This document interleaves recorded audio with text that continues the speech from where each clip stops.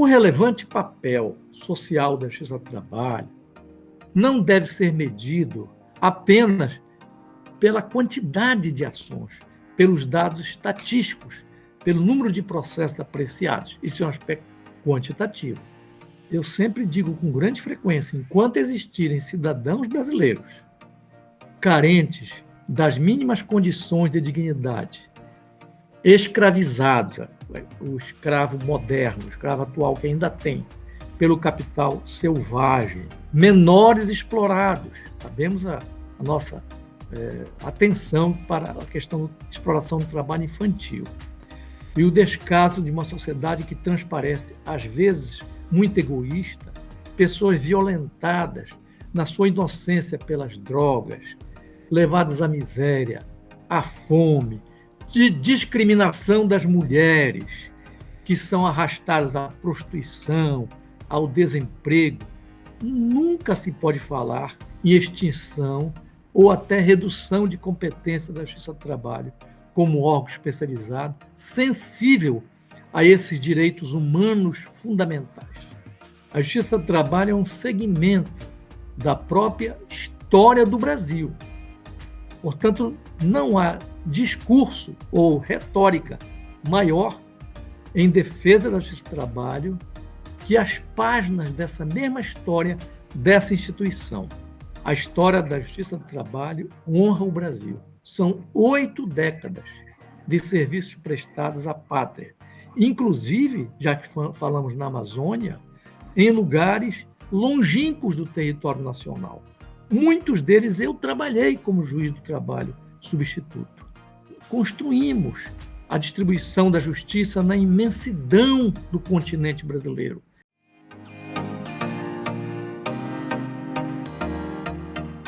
Na instrução do processo, eu detectei alguma coisa que me surpreendeu muito, que era a prática de escravidão por dívida. Este reclamante, que trabalhou muitos anos no Engenho, e ele dizia no seu depoimento, ele me disse que o avô dele e o pai dele trabalhavam nesse sistema. O trabalhador ia trabalhar nesse engenho e já iniciava devendo. Por quê? A fazenda comprava rancho e outros apetrechos para deixar para a família, ele ia para a zona rural e ficava trabalhando para pagar aquele rancho que a empresa dava para a família e continuava dando.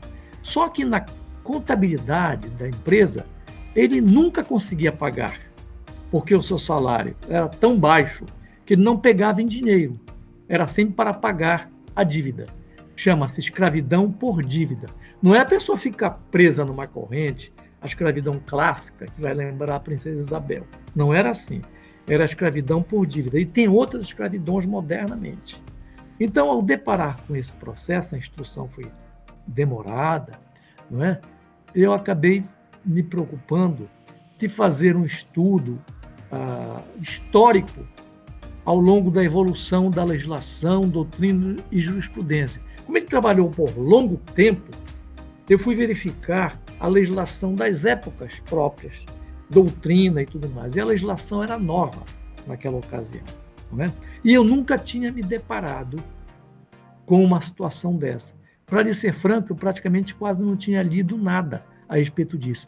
Até me admirei, porque eu não imaginei que em 1976 ainda pudesse haver essa prática. Por isso que eu fiquei muito perplexo. Então eu dei uma sentença, detalhada a sentença alcançou mais de 100 páginas, imagine só.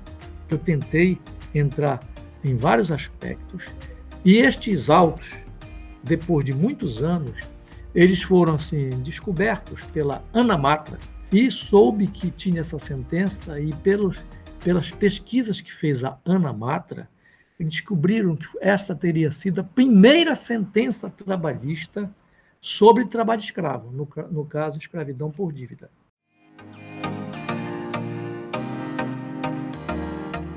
Foi outubro de 1998. Eu era vice-presidente do tribunal. Muito bem, então eu fiz um hino desse trabalho, música e letra, aquela coisa que sai instantânea.